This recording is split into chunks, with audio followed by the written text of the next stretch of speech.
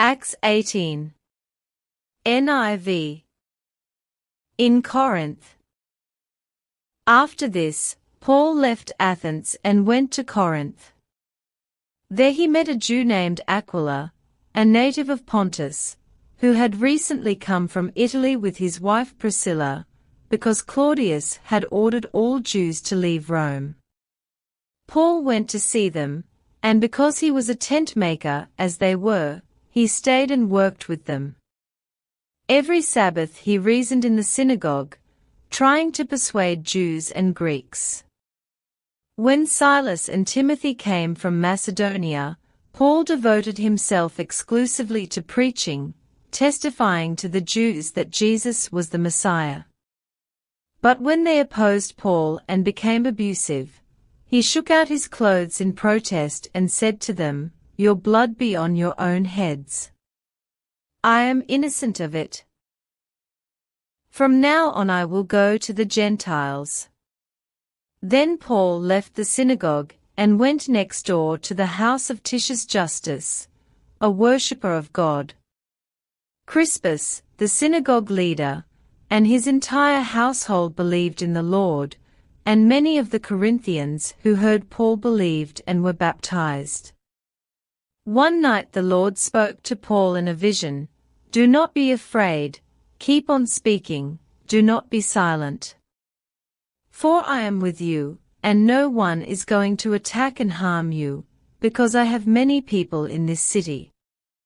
So Paul stayed in Corinth for a year and a half, teaching them the word of God.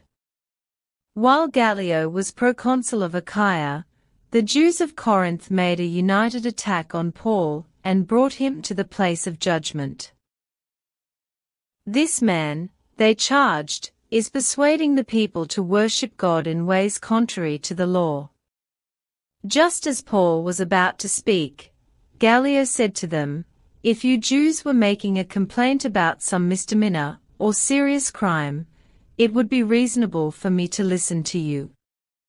But since it involves questions about words and names and your own law, settle the matter yourselves.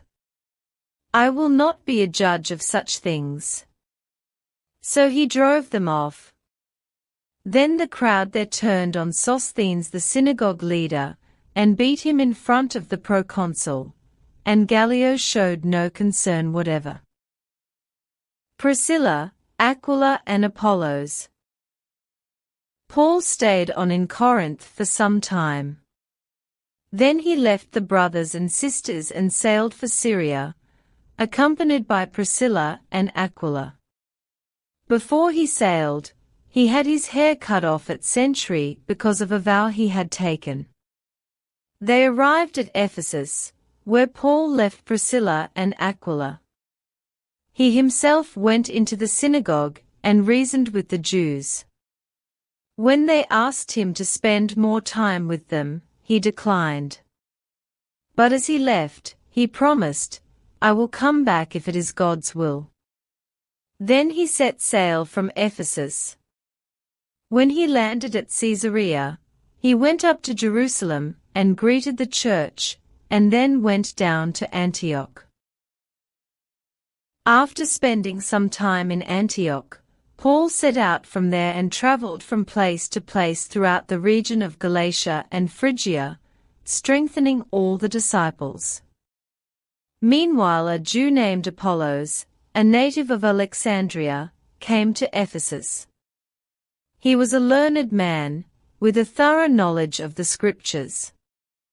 He had been instructed in the way of the Lord, and he spoke with great fervor, and taught about Jesus accurately, though he knew only the baptism of John. He began to speak boldly in the synagogue. When Priscilla and Aquila heard him, they invited him to their home and explained to him the way of God more adequately. When Apollos wanted to go to Achaia, the brothers and sisters encouraged him, and wrote to the disciples there to welcome him. When he arrived, he was a great help to those who by grace had believed. For he vigorously refuted his Jewish opponents in public debate, proving from the scriptures that Jesus was the Messiah.